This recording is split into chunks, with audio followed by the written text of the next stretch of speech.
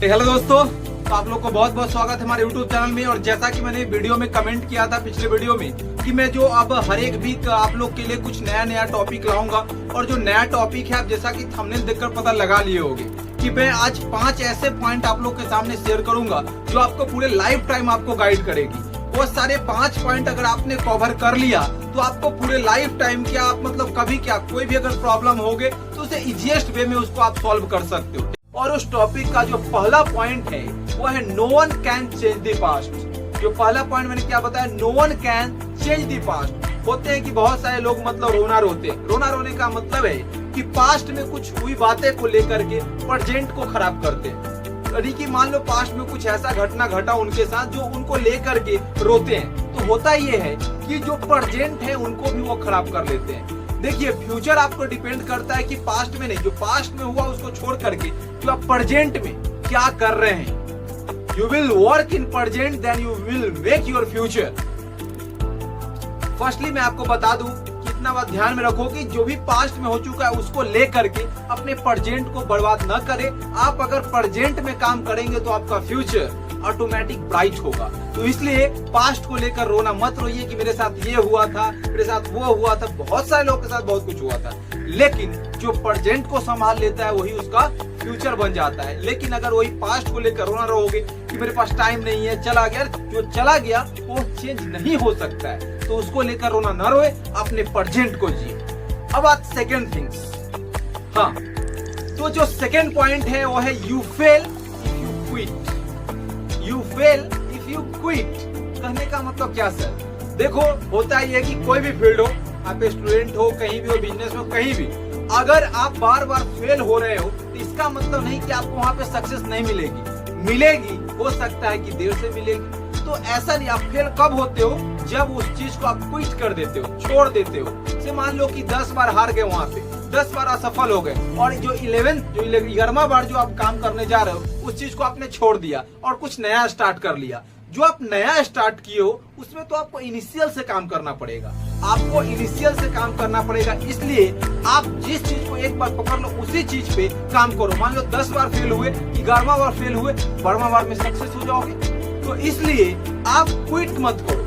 आप फेल कब होते हो? जब आप उस चीज को छोड़ देते हो। ठीक है, तो आप बार बार अगर सफल हो रहे हो तो हो सकता है कि जो अब नेक्स्ट बार होगा हो सकता है आपका सक्सेस हो। तो इसलिए एक ही चीज पे, ठीक है, एक ही गोल पे आप बार बार मेहनत कीजिए। हो सकता है कि 10 बार असफल होने के बाद 11वां बार आप सफल हो जाएंगे। क्योंकि बहुत सारे पर्सन एक ही बार में सफल हो जाते हैं, कोई 10 बार में, कोई 50 साल में। कोई सक्सेस का कोई एज नहीं होता है। आप बहुत सारे जो उपन्यास हो गए, बहुत सारे आप नोवेल भी पढ़े होंगे कि कोई पर्सन जो है 95 ईयर्स में, कोई 85 ईयर्स में, कोई 65 ईयर्स में सक्सेस मिला। तो ऐसा नहीं है कि सक्सेस नहीं मिलेगा, मिलेगा, लेकिन उस चीज को आप क्विट मत करो। लगातार उस चीज पे काम करते रहोगे तो आपको सक्सेस एक न दिन मिलेगा। आपको एक न एक दिन सक्सेस मिलेगा। और जो थर्ड पॉइंट है, sometimes no means not right now. होता ये है कि बहुत सारे पर्सन को जब नो का रिजेक्शन झेलना पड़ता है। ठीक है, मान लो कि कोई भी फील्ड में हो, जैसे कोई पर्सन क्या चाहता है कि हम कहीं भी जाए, ठीक है, हमारे फील्ड में या कहीं भी जाए, अगर मान लो कि हम कुछ अगर मांग ही कर रहे हैं तो वहां से जो रिप्लाई आना चाहिए यस आना चाहिए, लेकिन नो आता है। एग्जाम्पल, अगर मैं एग्जाम्पल के रूप में लूं तो जैसे मान लो एक कोई लड़का है, ठीक है, अगर वो किसी लड़की को, ठीक है, अगर प्रपोज करने गया, ठीक है, तो होता है क्या है कि अगर वो लड़की नो बोलती है तो क्या होता है? नो का मतलब कभी कभी होता है not right now. Not right now मतलब अभी नहीं। तो हो सकता है कि जो मना की है वो क्यों मना की, हो सकता है कि कुछ आप चेंजेस कर दो, ऐसे अपने आप में कुछ चेंजेस ला दो कि हो सकता है कि आने वाले समय में आपको जो नो बोली थी वो यस बोलने के लिए आपके पास खुद है। तो कभी कभी नो का मतलब होता है नॉट राइट नाउ। तो नो मीन्स आपका माइंड नो मत समझे प्लीज। नॉट राइट नाउ मतलब अभी नहीं, मतलब नेक्स्ट टाइम, ठीक है, नेक्स्ट अपॉर्चुनिटी। तो इस बात को ध्यान में रखोगे। नो का रिजेक्शन बहुत सारे लोग झेल नहीं पाते हैं और बहुत कुछ गलत कदम उठा लेते हैं। ठीक है, तो नो मतलब कभी कभी होता है नॉट राइट नाउ। जो फोर्थ पॉइंट है आपका, happiness is found with in you.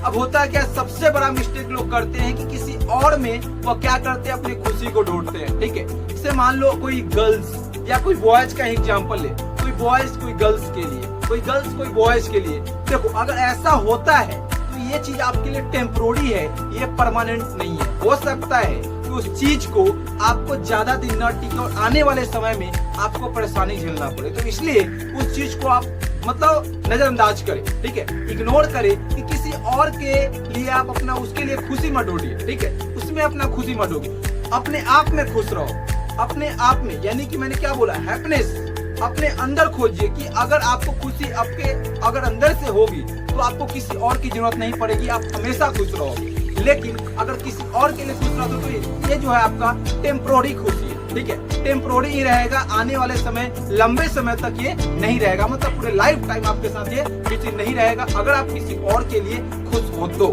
पांचवा पॉइंट है door close so better can open. कहने का मतलब है कभी कभी होता क्या है कि पूरे रास्ते ब्लॉक हो जाते, देखते हो आप लाइफ में मतलब कह सकते हो ट्रेवल करते रहते हो, ठीक है, आपकी लाइफ चल रही होती है और कभी कभी ऐसा लगता है कि सारे रास्ते बंद हो गए। तो इतना याद रखना कि अगर सारे रास्ते बंद हो जाते हैं तो उससे बेहतर एक रास्ते खुलते हैं, उस रास्तों को आपको खोजने की जरूरत है, ठीक है।